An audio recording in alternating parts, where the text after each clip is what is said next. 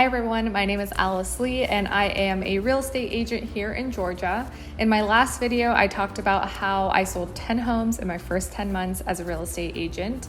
And I talked a lot about how critical social media was in order to even accomplish that. So in this video, I'm going to outline how I think about my social media, how I organize everything, and I pulled a couple of topic ideas and some templates and stuff like that for you in the description box below.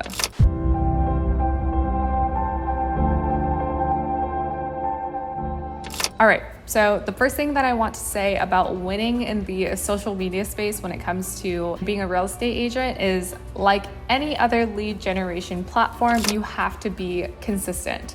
There's so many different ways to get clients as a real estate agent: door knocking, cold calls, events, just so many different things that I think you need to figure out exactly what your top 3 priorities are whenever it comes to lead gen. So if social media is not a part of the top 3 and you aren't dedicating time to it every single day, every single week to work towards that, then I say nix it and go do something else. It is not worth your time to not give social media your all and the time that it deserves. If you are going to be posting once a month or once every other month, then I would just suggest end the video now and move on to the lead generation strategy that works best for you. So like anything else, you have to be consistent. So continue watching this video if you have decided that social media is going to be a huge pillar for you and you are going to dedicate the time that it needs to accomplish it. So a lot of the first clients that I did receive through my social media was a mix of my sphere and social media.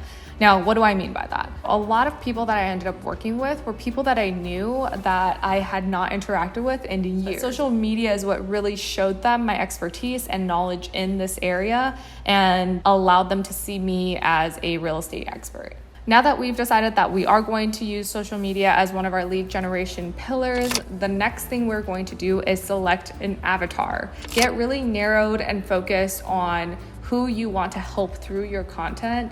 And it doesn't mean that you're not gonna, let's say for example, if you're focused on working with buyers, that doesn't mean that sellers aren't going to ever reach out to you. It just means whoever you choose as your avatar, a lot of your content is going to be focused on supporting them and their goals. Once you selected your avatar, whether it's sellers, buyers, first-time home buyers, or maybe it's people who moved into your state and are trying to figure out where they should buy a home, the next thing I want you to do is research their top pain points. They're going to be different depending on who you picked, and I want you to keep those top pain points in mind whenever you are creating content. So for example, let's take first-time home buyers.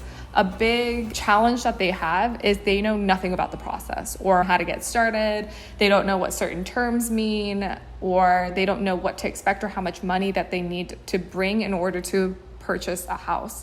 And so based off of those pain points that I've listed down, that's what I'll look at when I'm thinking about topic ideas or content ideas that we'll talk about. The third thing that I want to mention is combine your life and your business together. I know it's controversial because some people say that you should have it separately, but whenever you're choosing to work with somebody in the selling of your home or buying a home, it's a super emotional and trust-driven process. And so clients are going to look at people not just based on home stats or details about the home buying process or selling process, but they are going to want to work with somebody that they trust. So unless you are doing crazy stuff that you don't want anybody to see, I would suggest merging both your handle as well as your real estate one, so they see you for everything that you are, the human that you are and the real estate expert that you are. Also, it's really the tiny things that'll bring people together. I'll post silly, goofy stories about my dad that people love to see, or our family dog, or places that I've traveled to, or things that I like to eat. And I feel like that's how I am able to cultivate my relationships with everybody who follows me online. And so by the time they do want to work with me on a transaction, I almost know them already. All right, so now let's get down to the details. I want to say that this is going to be a very iterative process. It's going to change as you evolve, and what I have now is very different than how I used to organize my content from the very beginning. So just know that it's going to change. I'm going to share with you what I do now, just the overall process, and then just kind of play with the materials that I have for you in the description box and figure out a way that works best for you. The first thing that I like to do is figure out how much time and when you're gonna spend the time to work on your content.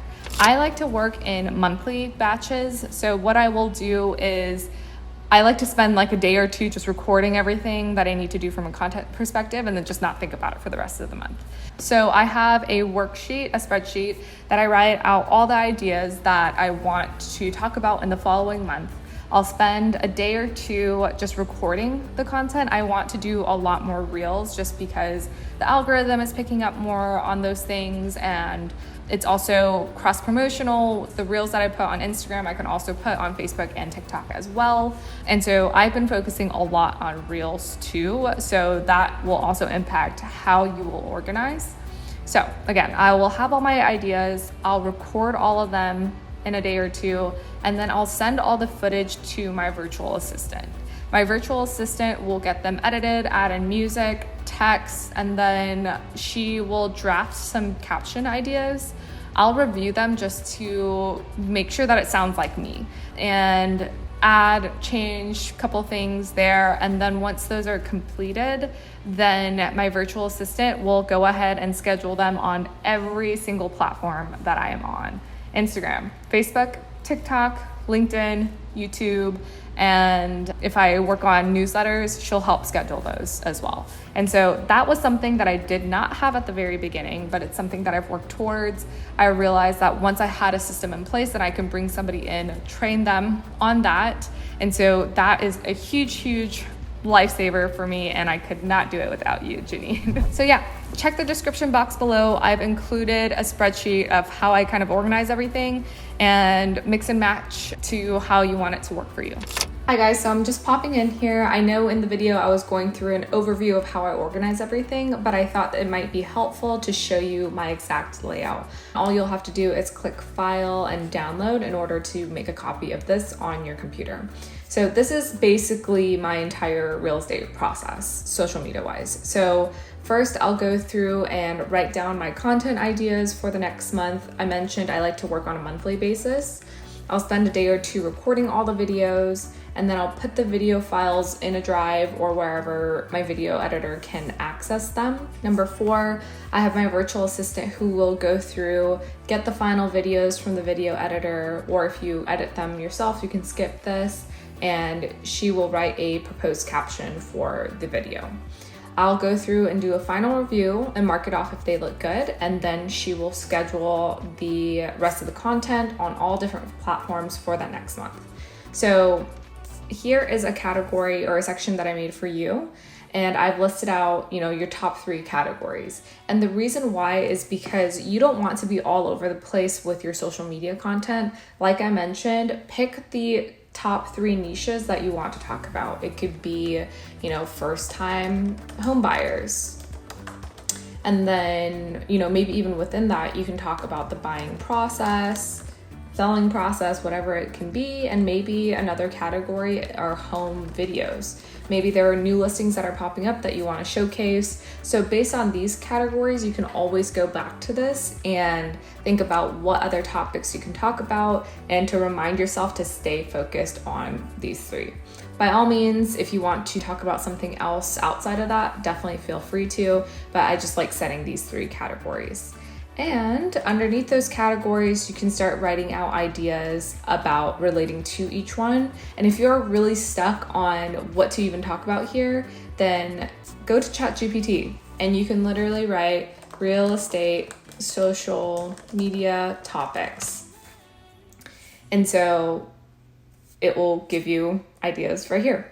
So obviously what you put in is what you're going to get out. So if you want to be more specific, definitely feel free to, but there's tons of categories right there that you can kind of pull from.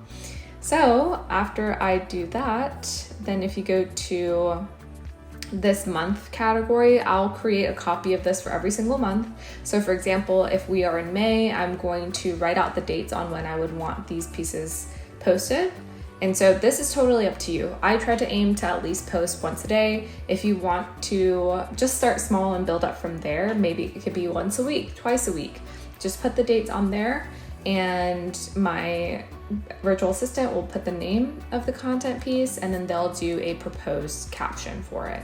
And I will do a final review, and when it looks good to go, I'll just check this, and then she will know that it's good to go. She has a video number, she has a caption, and then she'll go ahead and schedule it. So there you have it. Now, another thing that I will talk about in another video is hiring a virtual assistant. I think the name of the game is creating a system and then creating a way that you can get out of that system and have it run by itself so it's not dependent on you to keep going. So I think, of course, with content like this, I have to be in it. So I have to be involved somehow. And I think especially when you start out, you might not have a lot of money to bring on all these people. So definitely for a period of time, you might have to do a lot of stuff on your own, but keep at it, create a system, a process, and then once you are able to, find a virtual assistant to help you grow that area of your business. I hope that helps. Let me know if you have any questions below. I am more than happy to share everything that I'm doing so that we can succeed in real estate together, and I will see you all soon. Bye.